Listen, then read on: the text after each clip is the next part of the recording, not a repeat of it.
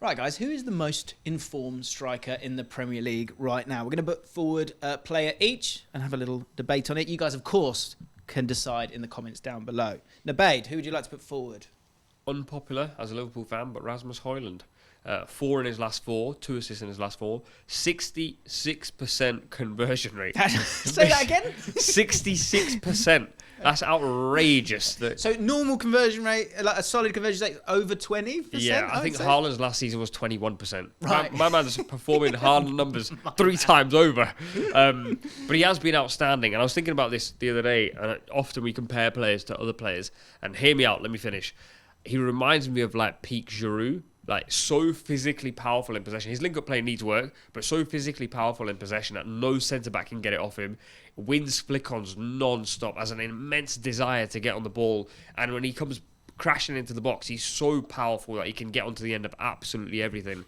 I think he's very, very exciting. The goal he scored, actually, where he comes inside onto his right foot and smashes it bottom corner, I don't think that's the sort of goal we're going to see him score long term. That really did feel like, I'm going to just swing my right leg at this, and it ended up in the back of the net. But very exciting time for him. He does need to shoot more. The reason the conversion rate is so high, he doesn't shoot.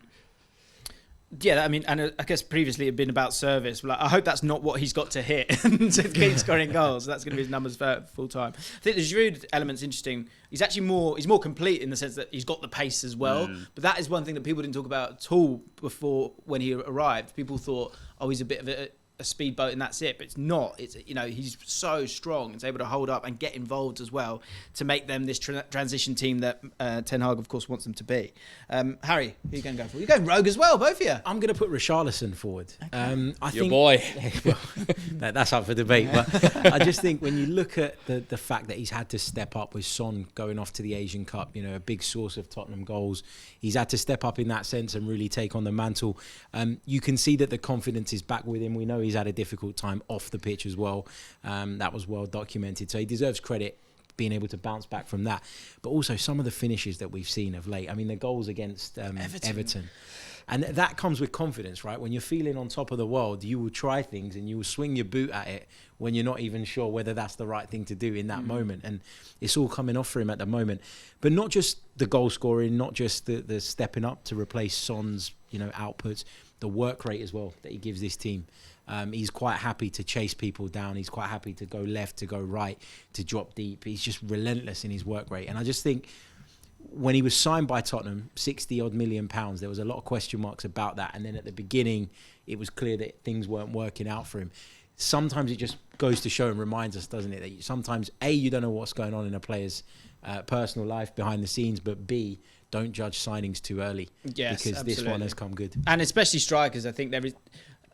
Jamie Carragher said this earlier in the week. He said that with any striker, what he was sort of waiting for when he was at Liverpool was to see them go through a bad patch and could they come through that, and then you're like, oh, okay, right, you could be here for the long term. And Richarlison has proved that now. Like he's come through it fantastically, and the goals are there. Obviously, clearly a confidence player, maybe patchy in the future, but yeah, it's great to see what he's done there. I'm going to go for someone that we spoke about the other week in terms of sort of surprise players of the season so far, and I think as a striker, someone that at the start of the season people were thinking Wolves weren't going to score goals this year, and actually as an entire team they've all chipped in a lot more. But Matheus Cunha, for me, the hat-trick against Chelsea was absolutely superb, and he offers a lot. I get it, you know, in terms of being an informed striker, it is about scoring goals. I get that. He's got 4 in his last 4, hat-trick against Chelsea, 3 assists in his last 5 as well, and that's what I kind of wanted to focus on. His conversion rate's solid, 24%, but he offers so much more for this Wolves side, and this Wolves side are really fun to watch now. And it started in the first game of the season against Man United.